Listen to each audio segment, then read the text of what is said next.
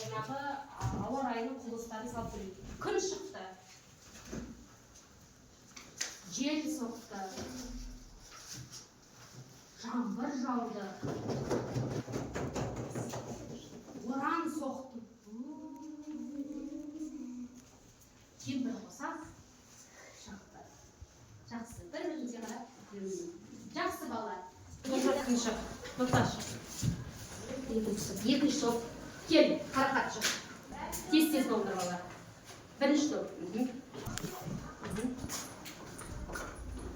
Тез қимауыз. Екінші топ отырады. Бірінші топ деп айтып отырыңдар, е? Мадина шық. Отырыңдар. Қай топқа барасың? Топтарын алып сен қай топқа барасың?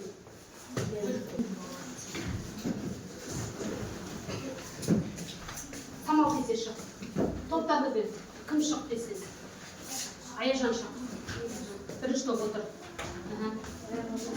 Екінші топ отыр. Бағалау қарағым берейін. Топ басшысы бағалап отырсын, я? Әділ, жауапкершілікпен бағаласын, я? Бәрі топ басшыларын. Топ басшысы бағалап отырады. Аяжан, жақсы. Енді балалар самал шығады. Тез шығамыз балалар, бәріміз шығамыз, бәріне бір-бір қазақ үй берілген. Атмосфера шамамен 21%-ын құрайтын тіршілік үшін маңызды газ. Ол оттекпен біз демаламыз, яғни кітапта, бірақ ол 20,95% деп берілген. Яғни 21% деп алады. Ол атмосфералық құбылыс, ол күнделікті тіршілікте болып жататын құбылыс. Яғни тропосферадағы бөлігіндегі бір аймақта, белгілі бір уақытта күнделікті өзгеріп отыратын құбылысты жатқызамыз екен. Жақсы. Келесі. Атмосфера Төменгі қабаты, ауа райы құбылыстар түсетін орын. Ең төменгі қабаты.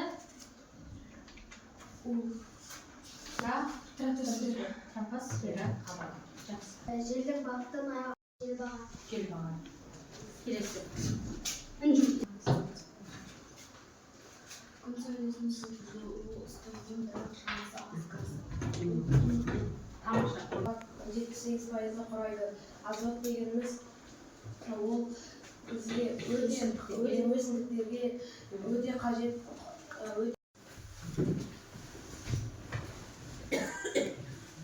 Қандай түрге бөлінеді? Бұлттар үш бөлікке бөлінеді.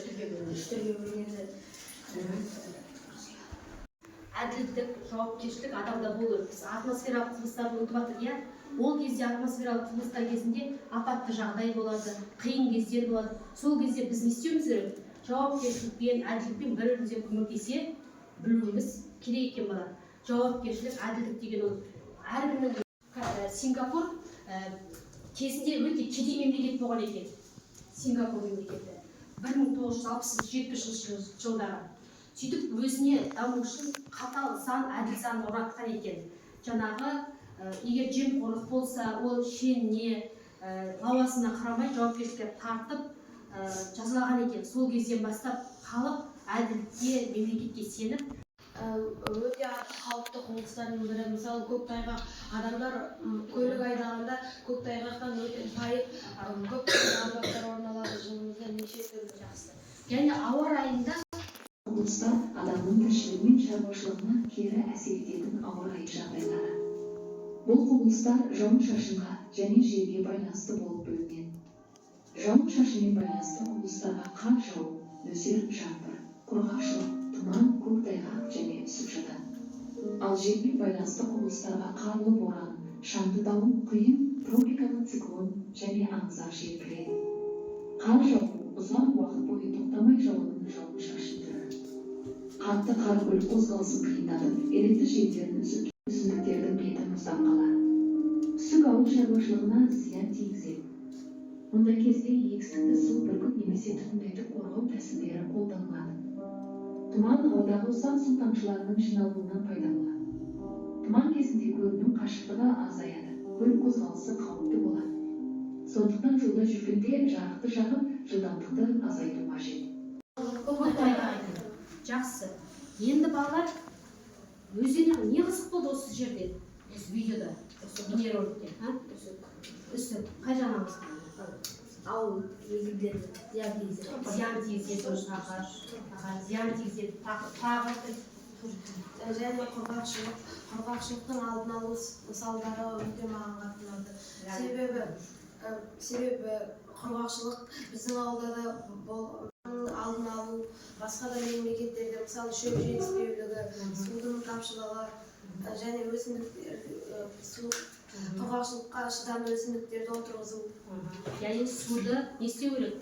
Себебі біз оны ешқашан көрмегенбіз. Яғни көрмей ақ та қояйық. Ол құйында қай жақта болады екен? Қатты, бөлісін жақ-жағындағы қай елдерде болады екен? Мұхитқа жақын, жаңағы Америкада, жаңағы осы Жапония елдері.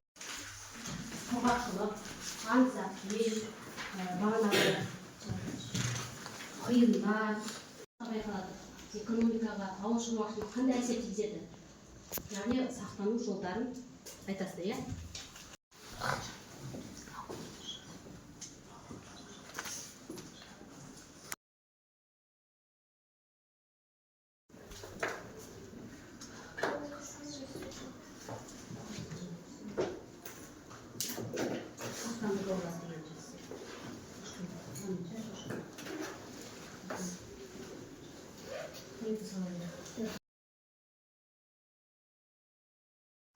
Суық тиюі, ағаштардың сынуы секілді. Тұман дегеніміз ұсақ су бөлшектерінің ауадағы жиынтығы, көріну қашықтығының азаюы, жол апатының болуы. Яғни бұл екі құбылыс біз үшін өте қауіпті болып келеді. Айтатын кеңесіміз үйден шықпай қалың киініп, терезелерді жауып Атмосфералық құбылыс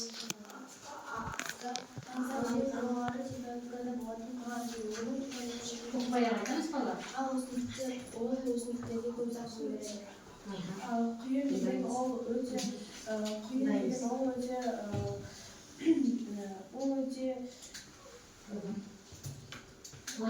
қолайсыз.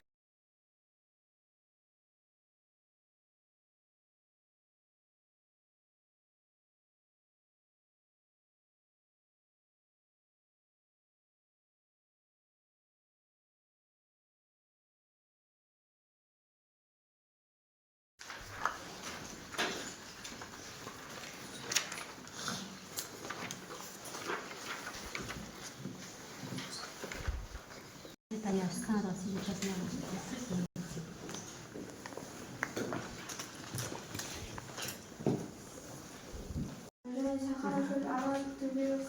Яльсиндерге не берілді?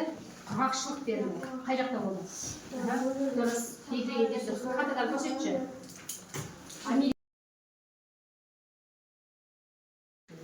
Телефондарын алды.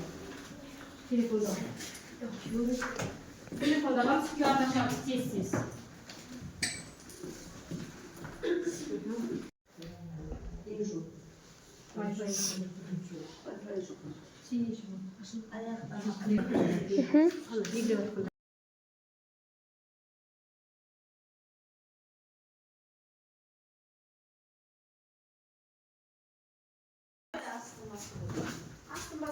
Үшіншісі.